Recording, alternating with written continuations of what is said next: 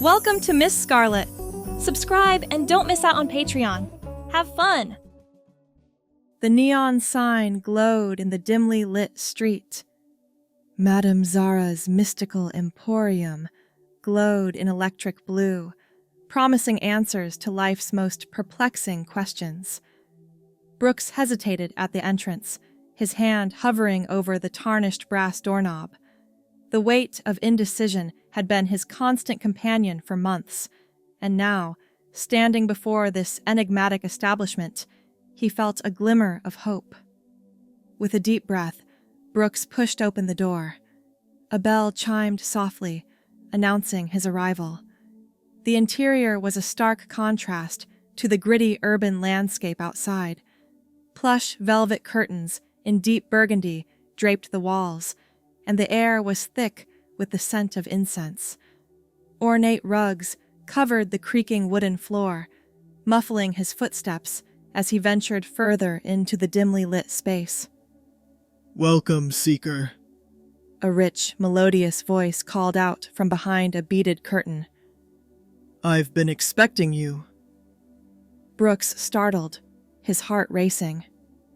"You have?" The curtain parted, revealing a woman draped in vibrant silks. Her dark eyes sparkled with wisdom and mischief. "Madame Zara sees all, knows all. Come, sit. The cards await." Feeling slightly foolish but unable to resist the pull of curiosity, Brooks lowered himself onto a cushioned chair opposite Madame Zara. The fortune teller's weathered hands shuffled a deck of tarot cards with practiced ease. "What troubles you, child?" Madame Zara asked, her gaze piercing through Brooks. He shifted uncomfortably in his seat. I'm not sure. I feel lost, like I'm not living up to my potential, like there's something missing, but I can't put my finger on it." Madame Zara nodded sagely. "The cards will illuminate the path forward. Clear your mind and choose 3. Brooks closed his eyes, took a deep breath, and selected 3 cards from the fanned-out deck. Madame Zara arranged them on the table between them, then flipped over the first card. "The Fool," she announced. "You stand at the precipice of a great journey. The second card," she turned it over. "The Tower. Change is coming, sudden and transformative." Brooks leaned forward, captivated despite his initial skepticism. Madame Zara's fingers hovered over the final card, and he felt the air grow thick with anticipation. "And the outcome. The Empress." Madame Zara's eyes widened, a look of surprise flitting across her features. "Interesting. Very interesting indeed. What does it mean?" Brooks asked, his voice barely above a whisper. Madame Zara closed her eyes, her brow furrowing in concentration. I see a future of great success and fulfillment for you, but not as you are now. The path to your true potential lies in embracing a different aspect of yourself." "I don't understand," Brooks said, frustration creeping into his voice. Madame Zara opened her eyes, fixing Brooks with an intense stare. "In my vision, I see you as a woman, confident, ambitious, radiating charisma. This is the key to unlocking your true self." Brooks recoiled, his mind reeling. "A woman? But I'm not. I've never—" "The cards do not lie," Madame Zara said firmly. "The choice is yours, of course, but know that the universe has shown you a glimpse of your highest potential." Leaving Madame Zara's shop, Brooks felt as if the ground beneath his feet had shifted. The fortune teller's words echoed in his mind, challenging everything he thought he knew about himself. As he walked home through the bustling city streets, he couldn't shake the image Madame Zara had painted, a confident, successful woman who bore his face but exuded a presence he'd never possessed. In his apartment, Brooks paced restlessly, unable to settle. His reflection in the mirror caught his attention, and he found himself studying his features with new eyes. Was there a hint of femininity in the curve of his jaw, the arch of his brows? He shook his head, trying to dispel the thoughts, but they persisted. Over the next few days, Brooks couldn't escape the impact of Madame Zara's reading. At work, he found himself hyper-aware of his female colleagues, noting the way they carried themselves, the subtle differences in their speech patterns and body language. He caught himself mimicking their mannerisms, almost unconsciously, and was surprised by how natural it felt. One evening, after a particularly frustrating day at the office, Brooks found himself standing in front of his closet. Without fully understanding why, he reached for a silky scarf his sister had left behind during her last visit. He draped it around his neck, adjusting it in the mirror. The soft fabric against his skin sent a shiver down his spine. "This is ridiculous," he muttered, but he didn't remove the scarf. Instead, he found himself reaching for his laptop, fingers hovering over the keyboard before typing, "How to dress like a woman." The search results opened up a world Brooks had never considered before. Makeup tutorials, fashion advice, tips for developing a feminine voice. It was overwhelming and exhilarating all at once.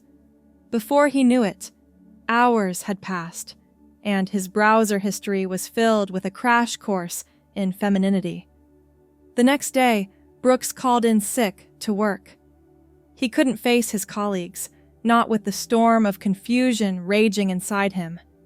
Instead, he found himself at a department store, heart pounding as he cautiously browsed the women's section. "Can I help you find something?" a saleswoman asked, startling him. Brooks fumbled for words. I'm shopping for my girlfriend," he lied, feeling his face flush. The saleswoman smiled knowingly. "Of course. What size is she?" Brooks gave his own measurements, trying to sound casual.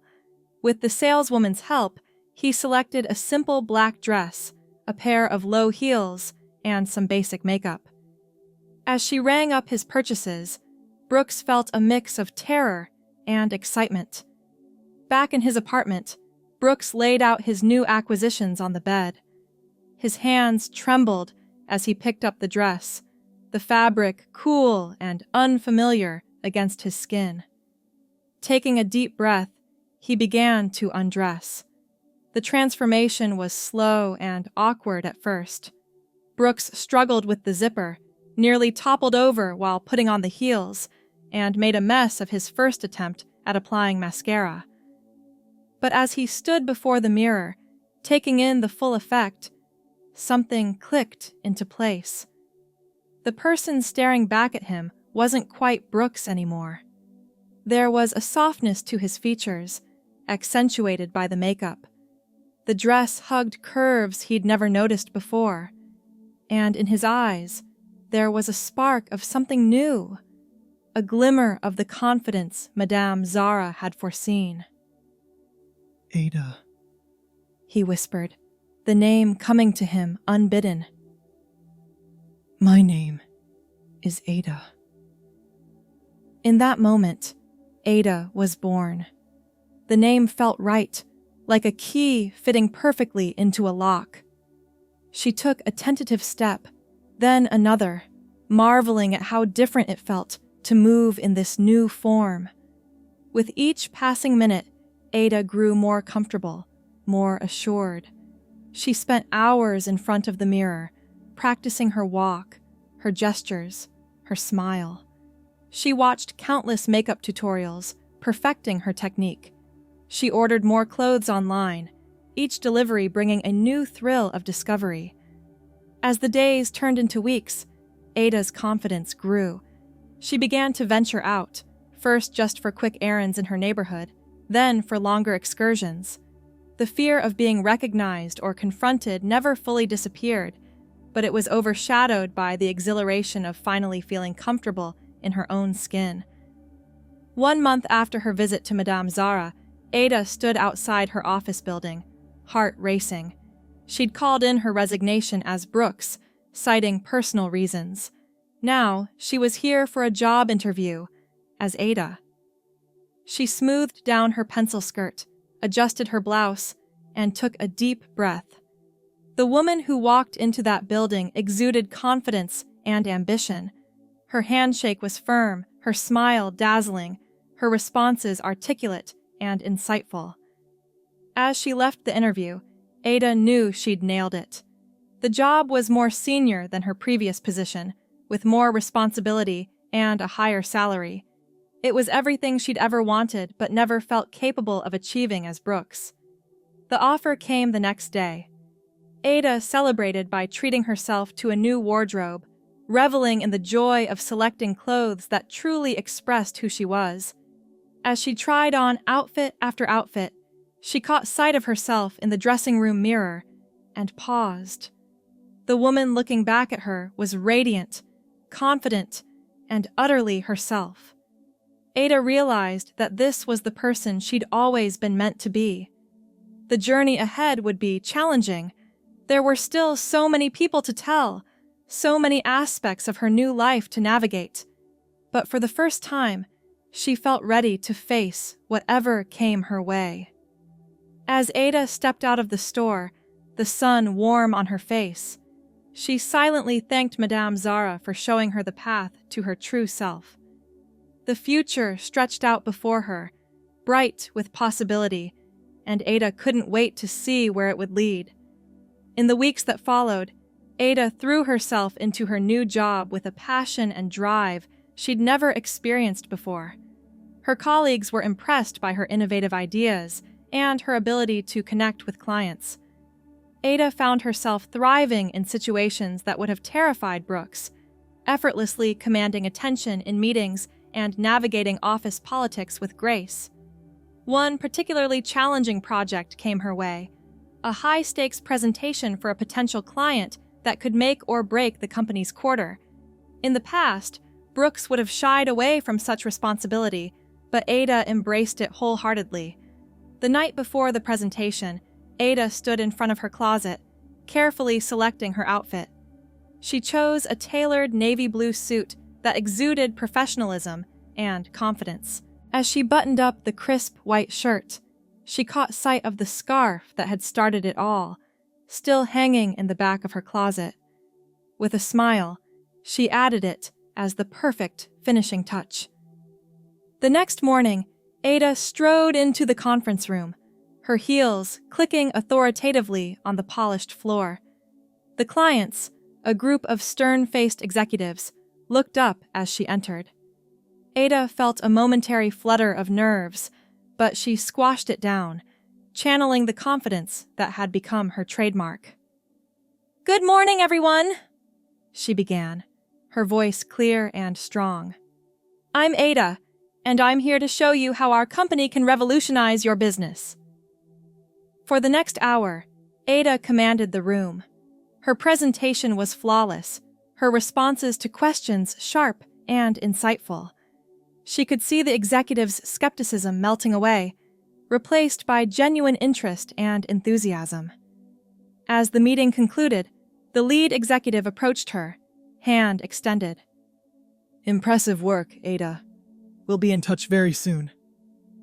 Ada left the conference room on cloud 9. She'd done it. She'd landed the biggest client of her career.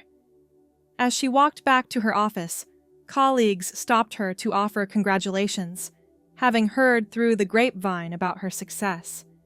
Sitting at her desk, basking in the afterglow of her triumph, Ada's phone buzzed with a text from an unknown number. Her heart skipped a beat as she read the message. "The Empress reigns supreme.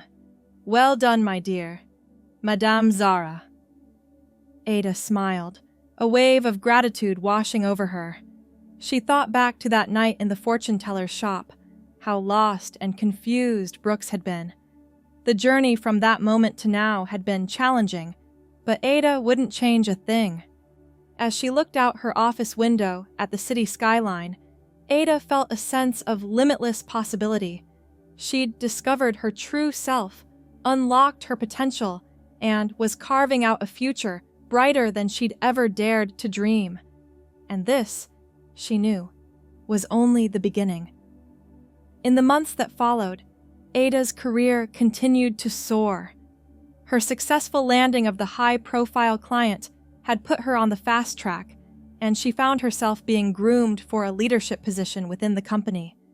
Her confidence and charisma seemed to grow with each passing day, and she reveled in the person she was becoming.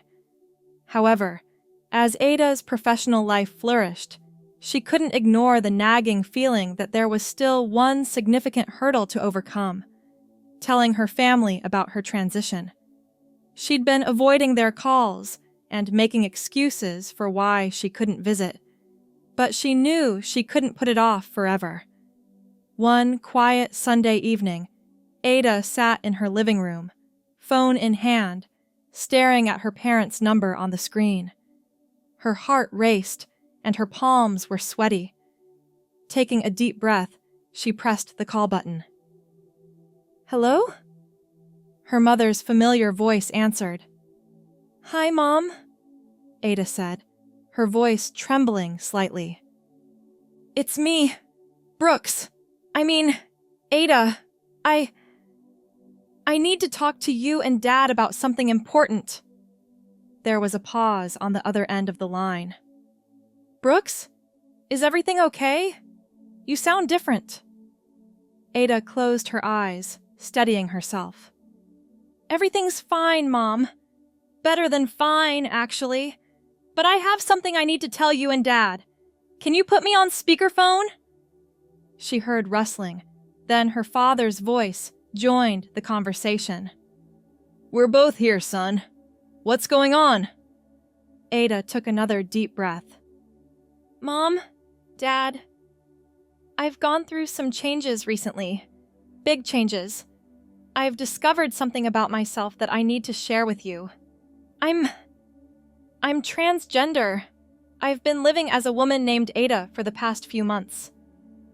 The silence that followed felt eternal. Ada's heart pounded in her chest as she waited for a response. Finally, her mother spoke, her voice thick with emotion. "Oh, honey, are you sure? Is this why you've been so distant lately?" "Yes, Mom," Ada replied, feeling tears welling up in her eyes. "I'm sure. I've never been more certain of anything in my life. I'm still the same person inside, but now my outside matches who I've always been." Her father cleared his throat. I don't understand, Brooks. Ada. This is a lot to take in. How long have you known?" Ada spent the next hour explaining everything: her visit to Madame Zara, her journey of self-discovery, and how much happier and more fulfilled she felt living as Ada. She answered their questions as best she could, trying to be patient even when their confusion or concerns stung. By the end of the conversation, Ada felt emotionally drained, but relieved. Her parents were shocked and struggling to understand, but they hadn't rejected her. They'd asked to meet in person soon, to see Ada as she truly was. As she ended the call, Ada felt a weight lift from her shoulders. She'd taken the first step in bridging her past and present, in uniting all aspects of her life as Ada. It wouldn't be easy, she knew, but she was ready to face whatever challenges lay ahead. The following weekend, Ada stood nervously in front of her childhood home. She'd chosen her outfit carefully, a modest floral dress that she hoped would help ease her parents into seeing her as Ada. Taking a deep breath, she rang the doorbell. The door opened, revealing her mother's face. There was a moment of stunned silence as they looked at each other. years of shared history colliding with this new reality. "Oh, Ada," her mother breathed, tears welling in her eyes. She stepped forward, enveloping Ada in a tight hug. "You're beautiful, sweetheart." Ada felt tears of her own spilling down her cheeks as she returned the embrace. Over her mother's shoulder, she saw her father standing in the hallway, his expression a mix of confusion and love. "Hi, Dad," Ada said softly as she and her mother separated. Her father approached slowly, studying her face. "You look happy," he said finally, his voice gruff with emotion. "Happier than I've seen you in a long time." Ada nodded, smiling through her tears. "I am, Dad. I really am." The afternoon was filled with long conversations, old photo albums, and tentative steps toward understanding. Ada's parents stumbled over pronouns and her new name at times, but their effort and love were evident. By the time Ada left, promises of regular visits and phone calls had been made, and a new chapter in their family dynamic had begun. As Ada drove home, she felt a sense of completeness she'd never experienced before. She was living authentically in all aspects of her life now, professionally, personally, and with her family. The road ahead would undoubtedly have its bumps, but Ada felt prepared to face them head-on.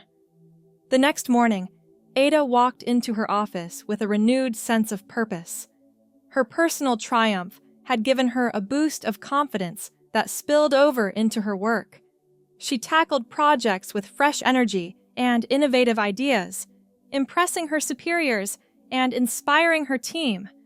Weeks turned into months, and Ada's star continued to rise within the company. Her unique perspective and ability to think outside the box led to several successful campaigns and a reputation as a problem solver. When a position opened up for a new creative director, Ada's name was at the top of the list. The day of the interview arrived, and Ada felt a familiar mix of nervousness and excitement. She'd prepared extensively, ready to showcase her vision for the department and the company as a whole. As she entered the conference room, she was greeted by the CEO and several board members.